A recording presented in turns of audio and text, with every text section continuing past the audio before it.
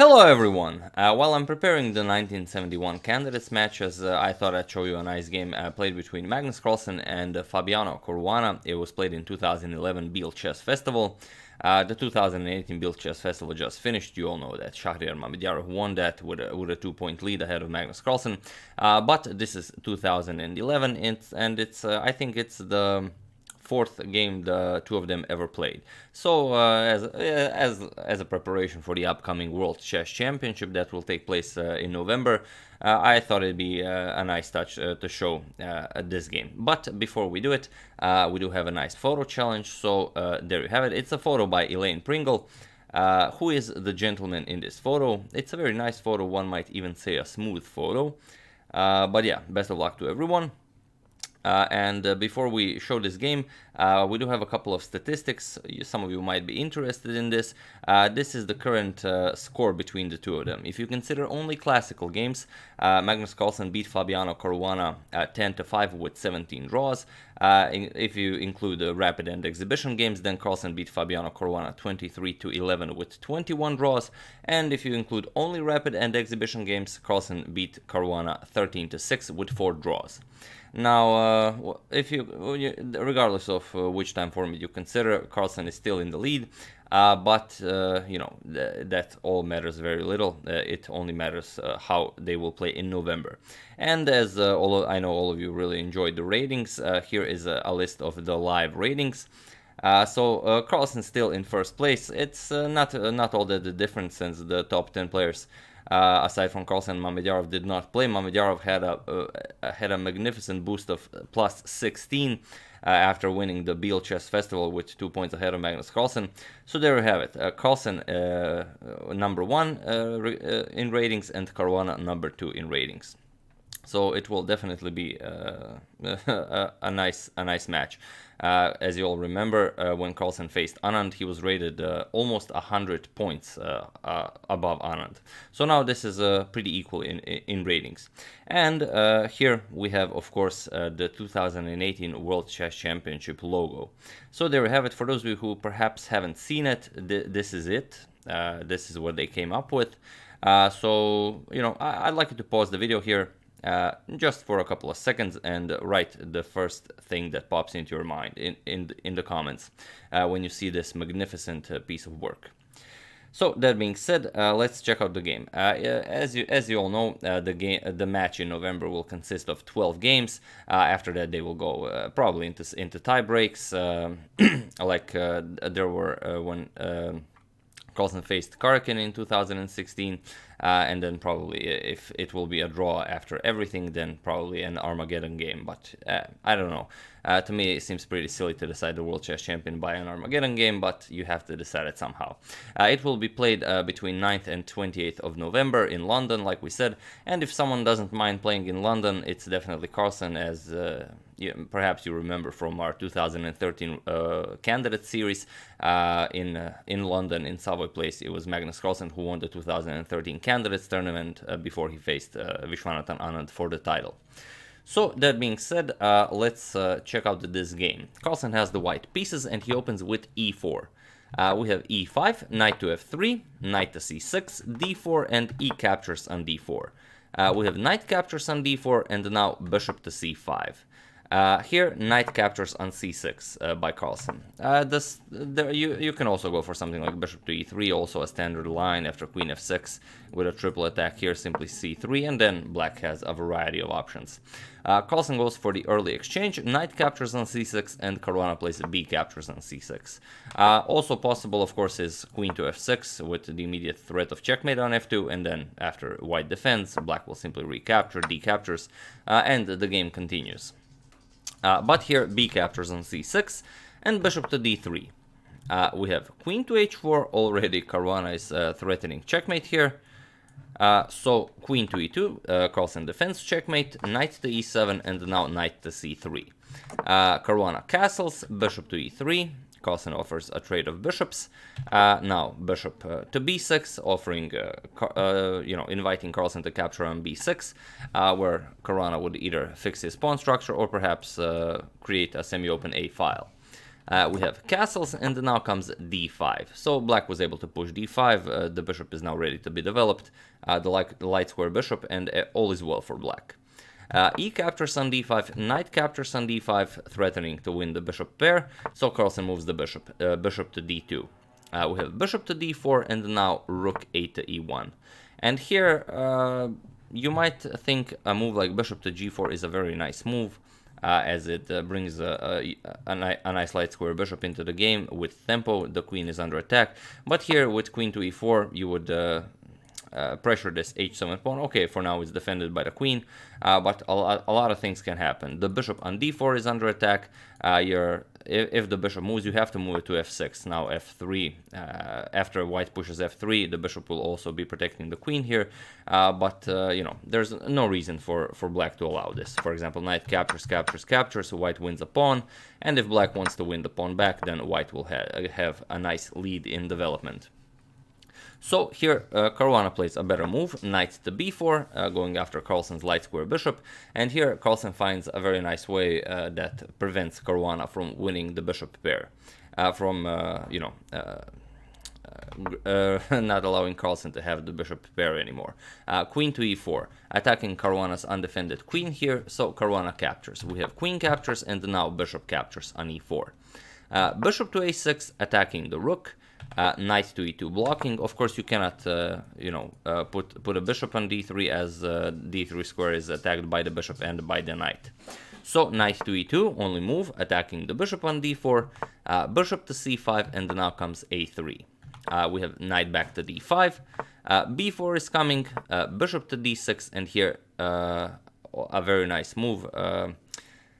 It's very hard to find a plan here for white. Black's plan is simple. He wants to put this rook on d8, he wants to put this rook on e8, his bishops are very nice here.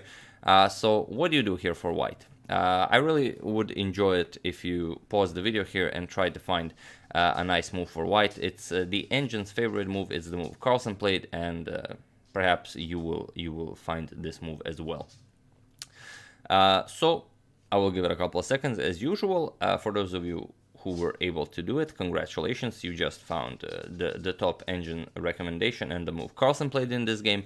And for those of you who just want to enjoy the show, the move is knight to d4. Here, it seems like there's nothing to do here, as you can't really move the knight. Of course, your rook would be hanging. You can't move the rook. The rook seems to be protecting the knight here on e2. So everything seems to be connected. But Carlsen does play it. He plays knight to d4, offers a rook on f1. So there's really no better move than to simply capture the rook, which Caruana plays. Bishop captures, we have king captures, and now comes knight back to b6. If you play something like knight to e7, to keep an eye on this pawn doesn't really help you. Knight captures, bishop captures. The rook on a8 is under attack, and this is kind of the whole point of the exchange sacrifice after rook moves. Bishop to c1, now not allowing any discoveries after this bishop moves, but now you can see that the light square bishop is guarding the e8 square, and it will be actually Carlsen who will be controlling the e file, and the bishop pair and the control of the e file will be compensation enough for the exchange. So after king f1, we have knight to b6, and now knight captures on c6. Rook f to e8, and now another beautiful move by Carlsen. We have a4. a4 is an excellent move, because if you capture here, knight captures on a4, you get knight to e7 check, opening up a discovered attack from the bishop to the rook on a8. Rook captures, and now bishop captures on a8. We have rook captures, bishop captures, and here, after knight to b6 attacking the bishop and bishop to c6, it would be the material would be equal, but Carlsen would enjoy a bishop pair against the bishop and the knight, where Carlsen would have 2 pawn islands and Caruana would have 3 pawn islands. So with a better pawn structure and the bishop pair, Carlsen would enjoy a nice advantage here. So after a4, king to f8 by Caruana, and now comes a5, kicking the knight. We have knight to c4 attacking the bishop, and now comes bishop to c1. A6, and here Carlsen played f4. This is a beautiful move. It's a beautiful move because it really creates a very complex, the position is beautiful here. unfortunately for Caruana, he did not fully grasp this f4 move, because he could have continued the fight here. There is a very nice move. Caruana played rook to e6, which is a blunder that loses the game. But feel free to pause the video here and try to find a move Caruana missed. It's a very nice tactical shot that allows him to keep on playing this game. So once again, I will give it a couple of seconds for those of you who are interested in maybe finding this nice tactical shot. For those of you who were able to do it, congratulations, you are an excellent tactician. And for those of you who just want to enjoy the show, knight to e3 check. It's a very nice idea. Of course, now if you move the king, then rook captures bishop on e4, as the knight is preventing the rook from defending the bishop. If you capture knight with the bishop, then again you can capture this bishop with the rook, and of course if you capture with the rook, then comes the bishop captures on f4, attacking the rook and the bishop, and now you have to move the rook and give up the bishop. For example, rook f3, now comes the bishop captures on c1, and after you move the bishop, bishop d5, to attack the f7 pawn, f6 is coming, and black is still up the exchange, but with so much pressure from white, it would be still be a drawn position where a lot of things can happen, but the fight continues. Here, unfortunately for Caruana, after f4, he did not fully understand the meaning of this f4 move, and he played rook to e6. So once again, try to punish this move, try to understand why f4 was such an important move. And once again, pause the video here for the third time in this video, not counting the FIDE logo, and you know, try to refute Caruana's idea. So for those of you who were able to do it, congratulations, you have paused the video for the third time. And for those of you who just want to enjoy the show, bishop to d5, of course, is the move. And now you see the problem. Even if you capture on e1, king captures, even after rook to e8 check, and the king moves king to f2, now you see that the bishop is guarding all the squares the knight can jump to. This pawn is guarding b6 that the knight can jump to, and now you see the full meaning of the f4 pawn move. The pawn is now guarding the e5 square, and the knight cannot go back to e5. So Caruana missed this, so it doesn't really matter if he captures on e1. He played rook to f6. He tried to trick Carlsen with the idea that if Carlsen captures the knight, then he can play bishop captures on f4. And after bishop captures, rook captures with check, king moves, he will capture here, and now black would be winning because two rooks are better than a rook and a knight. But after this rook to f6 move, Carlsen simply played rook to e4, and now there are no more tricks. It was in this position that Fabiano Caruana resigned the game. So yeah, the f4 pawn is nicely protected twice by the rook and by the bishop. There are no more moves here, no more tricks. Next move, Carlsen will simply grab the knight on c4, or Caruana can simply give it up for a pawn, but you know, it's all the same. A winning position for Carlsen. So yeah, that's the game. I do hope you enjoyed it. It's from the 2011 Biel Chess Festival, which Carlsen won with a 2-point lead, much like Shahriar Mamedjarov won it in 2018, but with 2-point lead ahead of Magnus Carlsen. How will the match in November look like? We'll just have to wait, you know, a couple of more days. Something less than 100 days to fully enjoy it, and hopefully it will be a bit more exciting than the Carlsen Karjakin match, but you know, who can tell what will happen.